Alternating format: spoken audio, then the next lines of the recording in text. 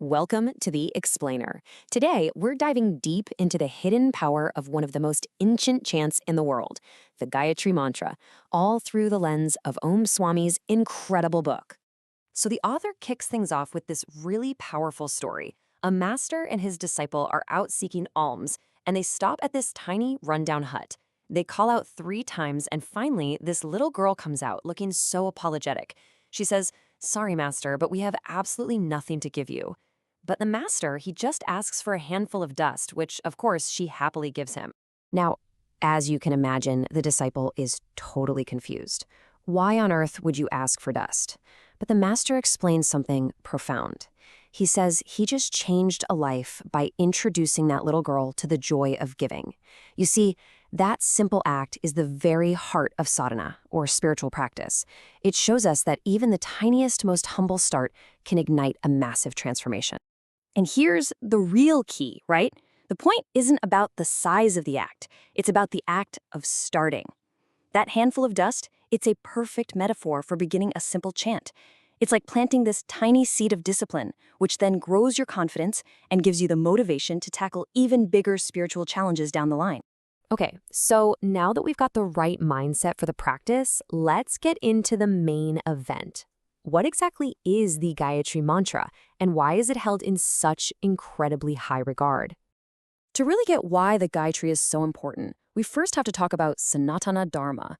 It's often described as more than a religion. It's a whole way of life that for thousands of years has stood on 4 foundational pillars.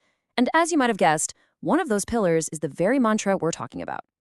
And here they are. You've got Gu, the sacred cow, Gita, the scripture, Ganga, the holy river, and of course, Gayatri, the mantra. Of these 4 ancient, vital pillars, the Gayatri is really seen as the quintessential chant of the Dharma. And its importance? I mean, it's literally cemented in the Bhagavad Gita. In the sacred text, the divine figure of Krishna himself declares, "Of all the Vedic leaders, I am Gayatri." That's basically saying it's the top tier, the cream of the crop among all holy compositions. But to really feel the power of this mantra, we need a story. And what a story it is. We have to go back to its first known practitioner, a proud king whose ambition took him on one of the most epic journeys of transformation you can imagine. So the story kicks off when this King Kaushika and his entire exhausted army show up at the hermitage of sage Vashishta. The sage, incredibly, feeds the whole army using a wish-fulfilling cow named Nandini. The king, seeing this, is just overcome with greed and demands the cow for himself. Well, Vashishta refuses. So the king tries to take Nandini by force. But here's the crazy part. The sage just whispers a mantra, and bam, the entire army is paralyzed. Humiliated by a power so much greater than his military might, King Kaushika gives up his kingdom right then and there to go find the source of that incredible spiritual strength. Now, this is what's just mind-boggling. The sheer scale of his effort. He spent 1,000 years praying to Shiva for divine weapons, only to be defeated by a simple wooden staff. So what does he do? He spends another 1,000 years invoking Brahma for an even more powerful weapon. And he was humbled all over again. 2,000 years of effort. And for what? Nothing. So finally, totally broken and humbled, Kaushika learns the real secret from Vasishta. True power isn't about the external stuff you can get, like weapons or magic cows. It's about transforming your inner self. It's about who you are. And that right there, that was the game changer. Kaushika completely abandoned his quest for weapons and his hatred for Vasishta. He sat for thousands more years in intense penance, not to conquer others, but to conquer himself. And he invoked the one mantra that could bring true enlightenment, the Gayatri Mantra. This is what transformed him into Vishwamitra, which means a friend of the whole world. Okay, so this practice turned a king into one of the greatest sages ever. How do you actually do it? Well, it's a step-by-step process, moving from the outside in, from the audible, to the completely silent. So you've got these 4 stages, and they get progressively deeper. You start with Vachika, that's chanting out loud.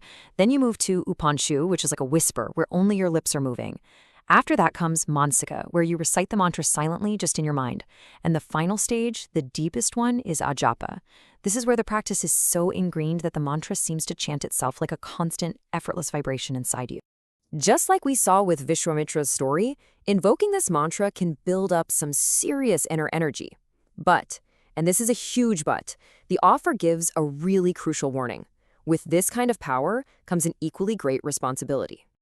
And this gets us to the two main ways you can practice. On one hand, you've got nitya karma. Think of this like your daily spiritual maintenance, a routine to keep you centered and pure. On the other hand, you have naimitika karma. This is different. This is a more intense, focused practice you do for a specific amount of time to build up a really powerful reservoir of mantra energy. Which brings us to this incredible modern-day story about a man who, after 40 years of solid daily practice, had basically supercharged himself with this energy. He had this radiant, glowing face, and soon enough, people started coming to him, asking him to fulfill their worldly desires.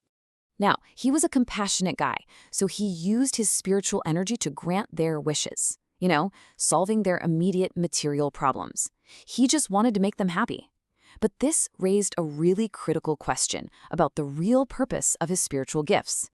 And the author uses this analogy that is just so powerful you have to hear it. The energy you build up from decades of devotion is like a priceless spiritual inheritance. It's pure gold. Using that energy to grant temporary material wishes, that's like taking all that gold and using it to make a toilet brush. It's a profound misuse of something sacred. And the consequences for him, they were severe. When the author saw him years later, the man was unrecognizable. He said he looked like a mango that had been sucked dry and cast aside. By spending his spiritual wealth on quick fixes for other people, he completely drained his own reservoir and lost the very gift he had worked so hard to get. And this really hammers home the central lesson. The ultimate goal of the Gayatri Mantra isn't to get what you want. It's not a cosmic vending machine. It's all about inner purification. It is about fundamentally changing who you are on the inside, just like King Kaushika did. And so that leaves us with this one last thing to think about. The book really pushes us to ask ourselves, what is the real difference between using a powerful tool to get stuff versus using it to transform the very person who wants the stuff in the first place? That's a question worth pondering.